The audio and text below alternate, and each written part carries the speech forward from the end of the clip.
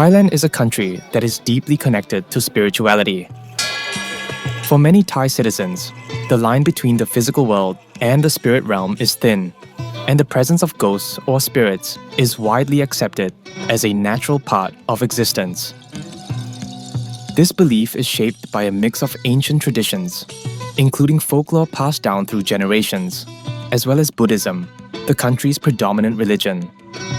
For many people in Thailand, the belief in the supernatural also stems from a deep respect for the unknown, which makes ghost stories and hauntings a significant and intriguing part of Thai culture. It's a big reason why some of the most acclaimed horror movies originate from the country, and also some of the most intriguing folklore. One of the most well-known supernatural entities in Thai folklore is the spirit called Pi Tai Hong, or in English, the vengeful spirits of a violent demise. These are the spirits of people who have met a sudden and violent end, and as a result, their souls are restless, forever bound to the place where they met their end, and doomed to never find peace. It is believed that these spirits wander aimlessly through the streets, hiding in the darkest alleys, and waiting. But what are they waiting for? Well, there is a strong belief that the Pi Tai Hong are spirits with an appetite for vengeance. They will often try to kill other living people in the same manner of which they had died themselves. And the more violent their death, the stronger these spirits become. As a consequence, they are among some of the most feared ghosts in Thai culture. In many parts of Thailand, people go to great lengths to appease these restless souls. They would set up shrines and place food offerings near accident sites or places that have been marked by tragedy. The hope is that these offerings would calm the spirits and grant them peace. According to the folklore, an eerie stillness lingers in places where these spirits dwell, as if the very ground holds onto the memory of the tragedy that occurred. There's a sense that something is amiss, an unexplainable, unsettling presence, like a feeling that you're being watched. That ominous feeling was palpable on the morning of October 4th, 2016, at the Princess Mother National Institute for Drug Abuse Treatment, also known as Thanyarak Hospital, in Pathum Thani's Thanyaburi district. That morning, a janitor at the drug treatment facility was hauling a heavy bag of trash toward the dumpster behind the hospital. It was a routine he knew well, one he had done hundreds of times before. But on that day, as the dim light of morning began to creep across the sky, he spotted something unusual near the edge of a shallow canal. He squinted, trying to make sense of the dark shape that broke the surface of the water. For a few seconds, he convinced himself it was nothing more than a bundle of debris, a collection of discarded clothes or garbage caught in the reeds. But something about the shape seemed too large, too still. He hesitated, swallowing back his nerves, and cautiously took a few steps closer to the water's edge. The closer he got, the more his unease grew, and then finally, the outline of the shape became clearer, taking form in a way that made his stomach turn. And then, he saw it, a pale figure, face down, floating lifelessly.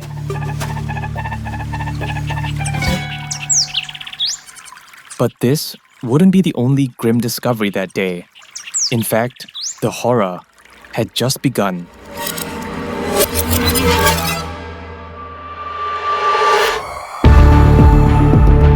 You're listening to Heinous, an Asian true crime podcast, brought to you by One Up Media. This episode may contain sensitive details and graphic imagery. Listener discretion is advised.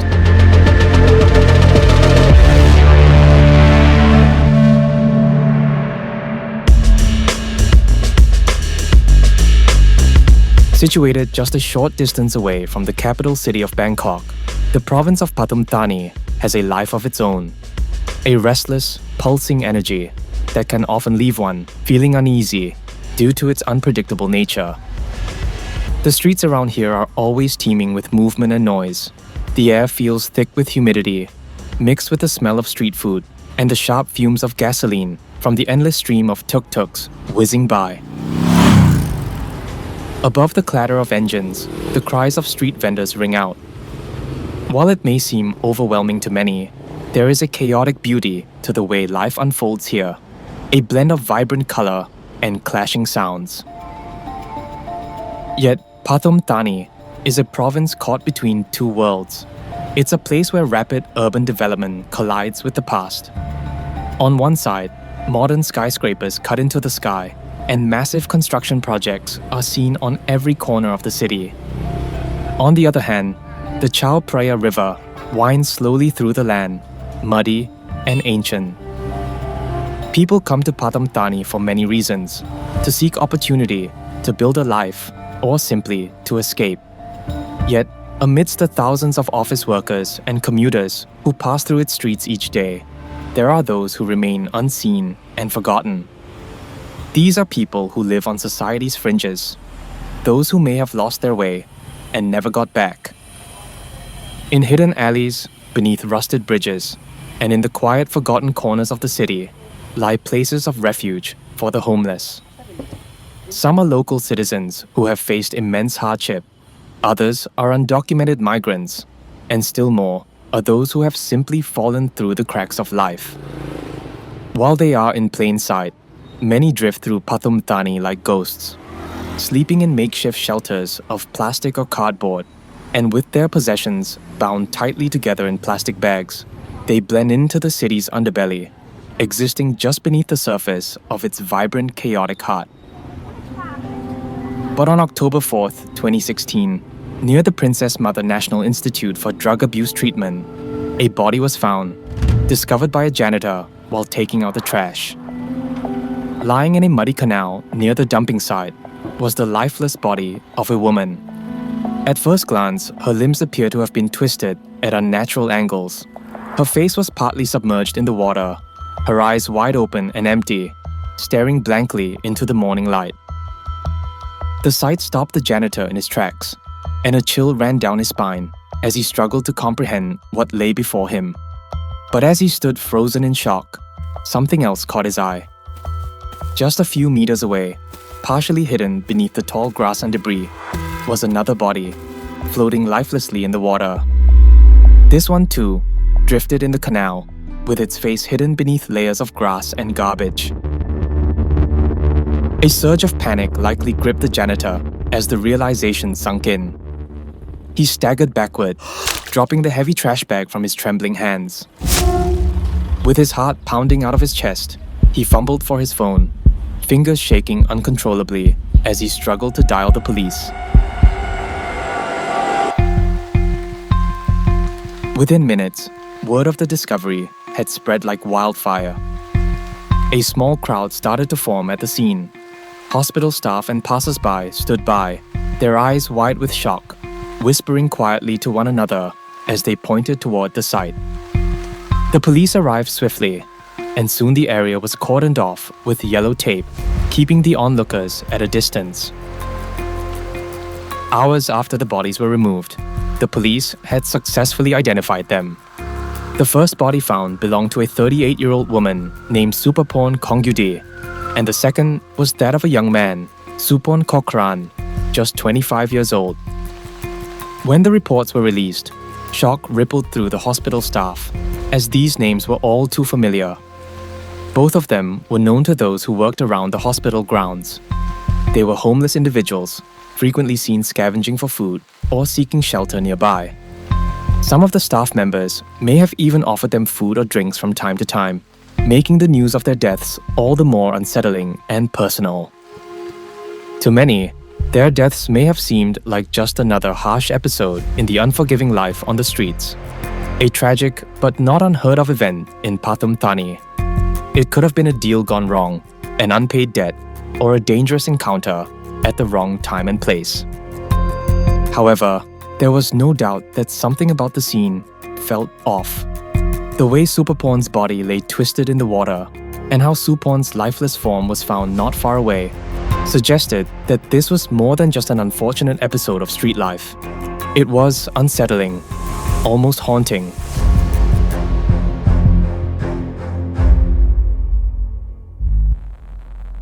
According to reports, the male victim, Supon Kokran, suffered severe injuries, including deep gashes across his forehead and a wound on his chin. However, the brutality inflicted on the female, Supapon Kongudi, was even more gruesome. She bore 3 large slashes across her chest and abdomen, and forensic evidence indicated that she had been sexually assaulted prior to her death. Yet, the most chilling detail was that both of them had their hands tightly bound with electrical cords. This was no ordinary homicide.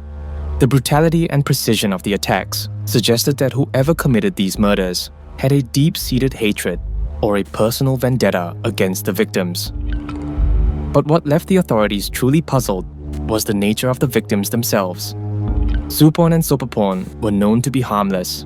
They were simply homeless individuals living hand-to-mouth, wandering the streets, trying to make it through each day. They had no apparent enemies, no connections to any criminal activity, at least not that anyone knew of. These were just 2 lives that had been overshadowed by hardship. So why would someone target them for such a brutal killing? And most pressing of all, who was behind this?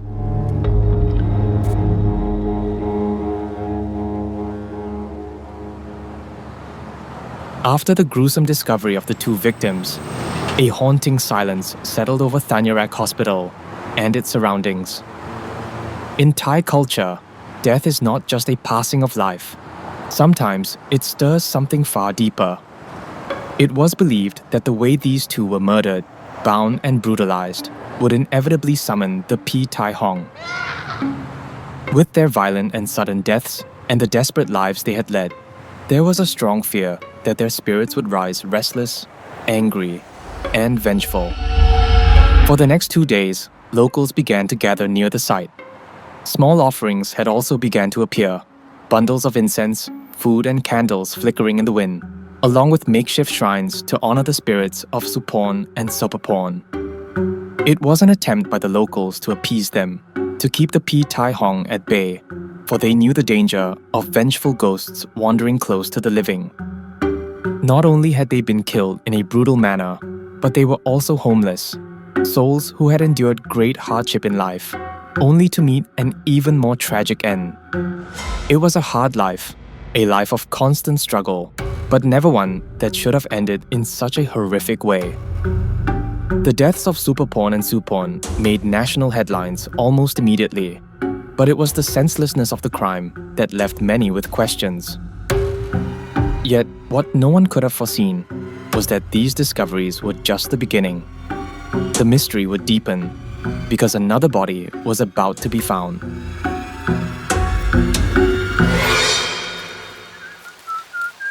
Two days after the discovery, near the vicinity of the same treatment facility, a Cambodian fisherman made his way to the canal, carrying his fishing gear in hopes of catching something to eat or sell. Just a stone's throw away was the garbage area of the hospital, which had now been transformed into an active crime scene investigation. But that morning, the area was eerily quiet, offering a rare moment of solitude. The man had likely been there before, familiar with the best spots to cast his line into the murky water. But on this day, something felt different. As he walked along the bank, preparing to set up his gear, something unusual caught his eye, a shape in the water that didn't look quite right. It seemed like a bundle of discarded trash caught in the reeds, not a sight that was uncommon in these waters.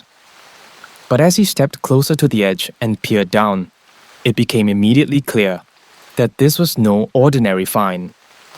There, floating face down in the water, was a man's body. Immediately, the police were called and the body was carefully pulled from the canal. The victim was identified to be a 40-year-old man named Satyan Sonchai. At first glance, it was clear he had suffered a brutal death. His wrists were found to be tightly bound with electrical wire. Deep gashes were seen slashed across his throat, and multiple stab wounds were discovered on his abdomen and buttocks. Close by, a sleeping mat and a few scattered belongings drifted quietly on the surface of the water. For a moment, investigators likely suspected that these items had belonged to the victim. remnants of a life lived on the margins. But it wasn't just the gruesomeness of the scene that left everyone reeling. It was the sudden, chilling realization that this case felt all too familiar. There was a pattern, albeit a rather disturbing one. Just like the previous victims, Supaporn and Suporn, police discovered that Sathian was homeless, a vulnerable person who had faced a brutal and untimely death. What made this even more unsettling was the striking similarity to the earlier murders. Sathian's body was found with injuries that were similar to those suffered by Supaporn and Suporn. In addition, all three bodies had been found in close proximity to one another, near Thanyarak Hospital. The news of this third murder spread quickly, moving like a creeping fog through narrow alleys and into the homes of residents. For investigators in Pathum Thani, the signs were glaringly obvious. This was not a random act of violence, nor an unfortunate string of street crimes. These killings followed a pattern. Each victim was met with brutal force, bound, and left in the same hauntingly familiar circumstances. In the days that followed, the police swiftly reached a conclusion and voiced their fears. This was most definitely the work of a serial killer, one who preys on the most vulnerable. At that moment, Pathum Thani was no longer just a city. It had become a hunting ground, and the clock was ticking.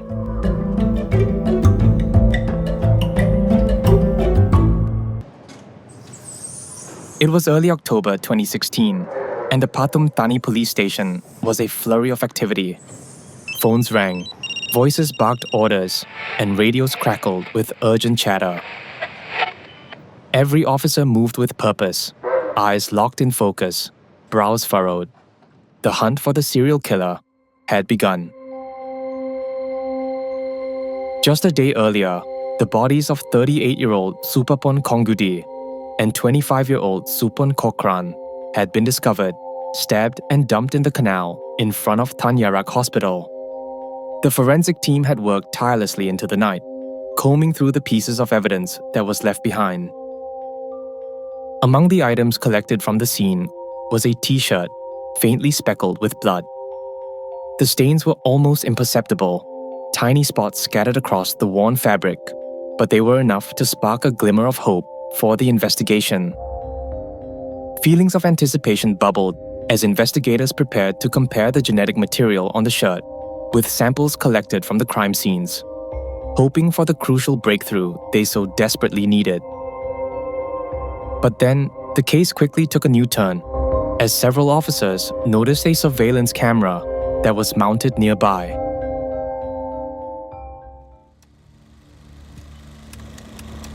Immediately, they began sifting through hours of surveillance footage from around Thanyarak Hospital. In a dimly lit room, officers huddled around the glowing monitors, their eyes fixed on grainy clips that played back in slow motion. It was painstaking work, but there was hope, because the killer's identity could be hiding somewhere within these flickering images. Then, after hours of exhaustive review, they found something.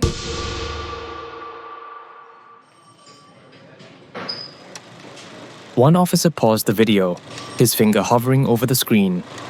In the faint glow of a distant streetlight, the silhouette of a man came into view at the very edge of the camera's frame.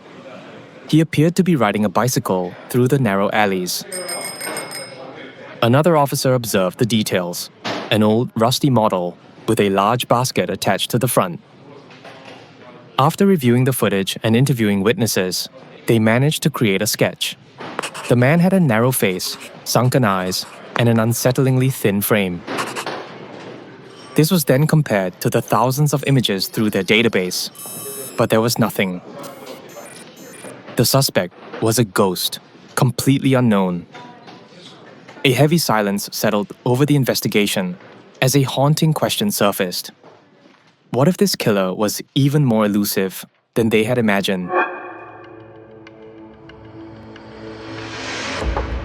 By October 7th, 2016, fear had spread like wildfire through Pathum Thani. Whispers of a serial killer filled the air, echoing down alleys and circulating through shelters.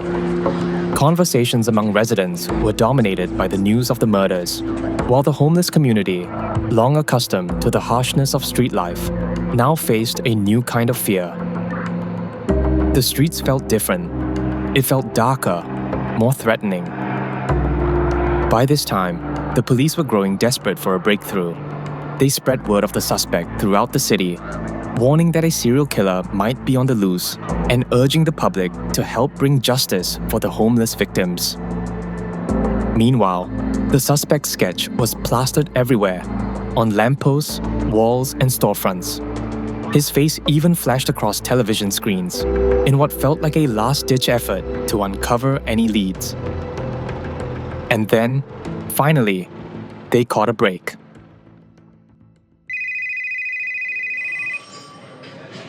The phone at the Pathum Thani police station rang sharply. An officer on duty picked up, only to be met by the urgent voice of a traffic policeman from the Mo Chit bus terminal in Bangkok.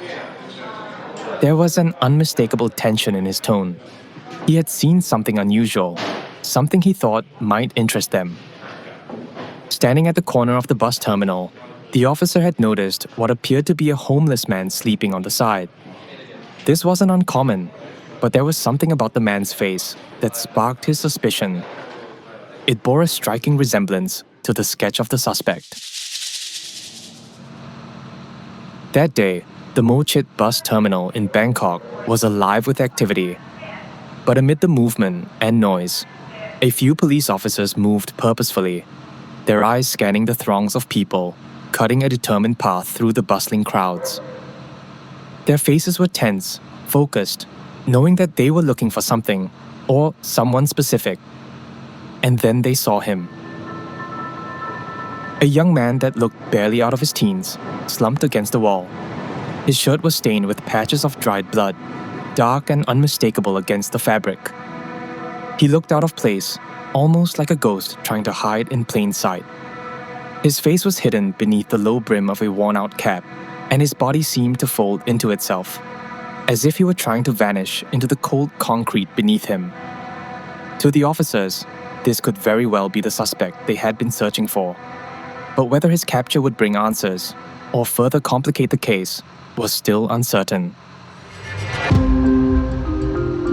The man was asleep, completely unaware of the world around him, until the officers began to close in on his spot. As they drew nearer, the young man stirred, and an officer called out to him, loudly and firmly. Hey! In response, the man's eyes snapped open, and panic quickly spread across his face as he locked eyes with the advancing officers. In a flash, he scrambled to his feet and bolted.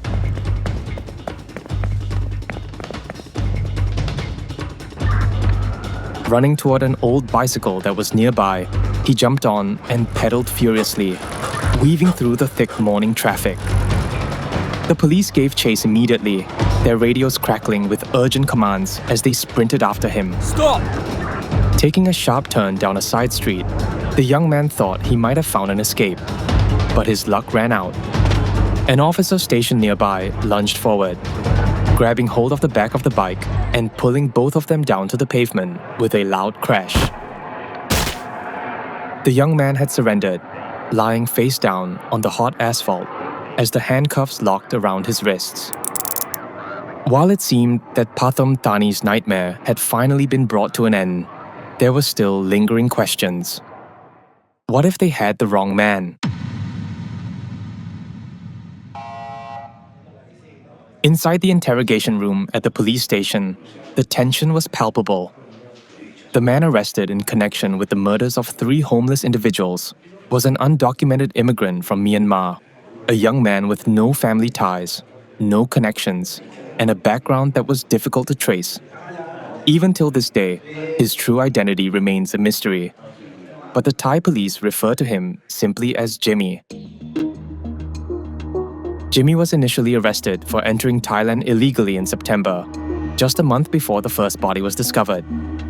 He was briefly detained and deported, but soon managed to slip back across the border undetected. Despite being undocumented, his record showed no signs of criminal behavior, no past charges, no hint of violence. until now. As detectives pressed Jimmy with questions, his responses started to grow inconsistent and desperate. The police aimed to extract a confession to make sense of the chaos that had gripped Pathum Thani.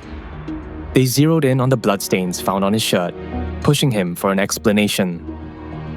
Jimmy's hands shook as he insisted the blood was his own, the result of a self-inflicted wound. But the detectives weren't convinced. DNA analysis had already linked the blood on the t-shirt to two of the victims, the second and third in the string of murders. By this point, the evidence was overwhelming. To the police, it seemed almost certain that they had the right man, 99% sure. Now, all they needed was a confession to bring closure to the case.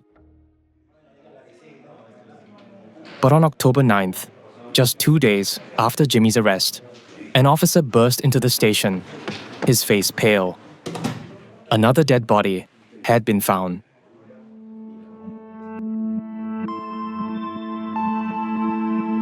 The news hit everyone hard. This time, the body was found miles away from Thanyarak Hospital at the Lat Phrao intersection in Bangkok.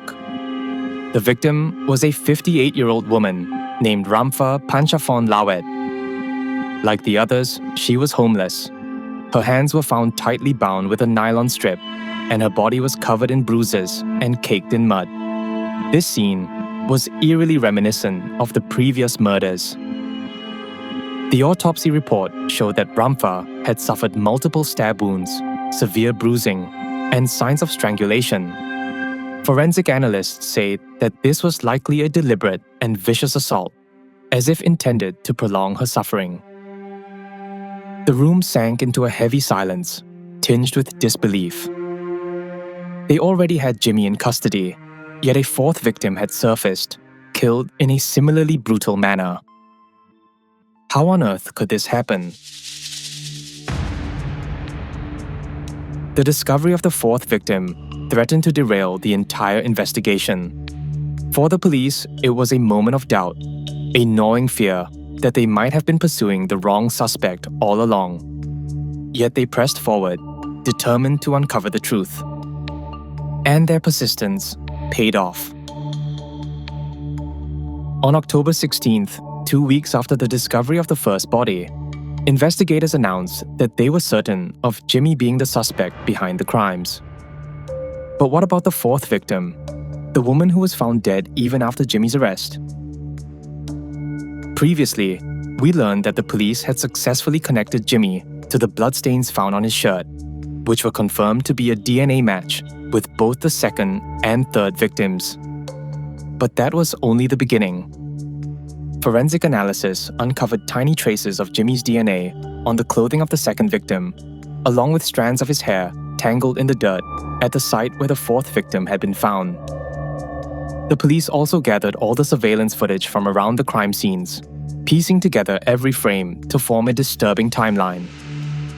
As the evidence came together, a clear picture emerged, one that showed how Jimmy had stalked his victims, lured them to secluded areas, and executed the brutal murders with chilling precision. But the deeper the detectives dug, the darker the story became. Just a month before Jimmy's arrest, another murder had taken place. A newspaper vendor found dead in a small park beneath an expressway in Bangkok. His name was Wanchai Noimontri, known to many as Lung Yim. His skull had been crushed by a single, devastating blow, leaving his body slumped lifelessly against a park bench. When police revisited the evidence from that night, they discovered a crucial detail. The blood on the piece of wood used to bludgeon Lung Yim was a 100% match to Jimmy's DNA. The timeline was also eerily precise, because it was around the time of the murder that Jimmy had made the illegal crossing into Thailand. By October 18, 2016, Jimmy was formally charged with the murders of 3 individuals, while investigations into the remaining victims are still ongoing. But one crucial question loomed large. Why would he target these homeless individuals? At first, Investigators suspected they might be dealing with a madman, a person driven by uncontrollable impulses. Yet, Jimmy didn't fit that profile. The calculated nature of the killings suggested something far different. Despite the extensive investigation, the motive behind his actions remains unclear to this day, or at least has never been publicly revealed. However, many locals wonder if Jimmy saw his victims as being connected to the Pi Tai Hong, the restless spirits of those who died sudden, violent deaths. In certain parts of Thailand, there is a belief that eliminating those tied to the Pi Tai Hong could serve as a form of spiritual cleansing, a means to prevent misfortune or evil from spreading. Maybe Jimmy was trying to do that. Maybe he was trying to carry out his own twisted version of purification. Yet even with all the speculation, the pieces never fully fit. While the reasons for his actions remain shrouded in mystery, the consequences of his crimes were devastatingly clear. As for what will become of Jimmy, that part of the story has yet to be written. But given the nature of his crimes, one outcome seems almost inevitable. He would most likely face the death penalty to pay for what he did. Heinous, an Asian true crime podcast, is brought to you by One Up Media. This episode was produced and written by Guang Jin, edited by Alex, audio experience by Ethan Sam. Thank you for listening. We'll see you in the next one.